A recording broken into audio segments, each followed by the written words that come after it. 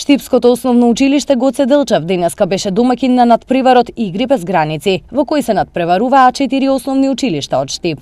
Надпреварот е во организација на Центарот за развој на ИПР, како дел од кампањата За луѓето се работи, чија што цел е унапредување на свеста за заштитата на животната средина кај учениците. Надпреварот се одвива во 3 категории.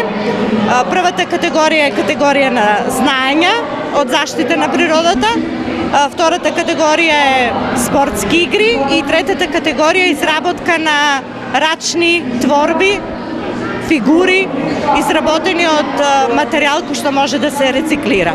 Сета оваа активност е со цел да се подигне еколошката свест. Инаку, кога е во прашање еколошката свест, Македонија е една од земјите со најзагадена околина во регионот, а кога е во прашање воздухот во зимските месеци, Македонија е неприкосновен лидер во Европа.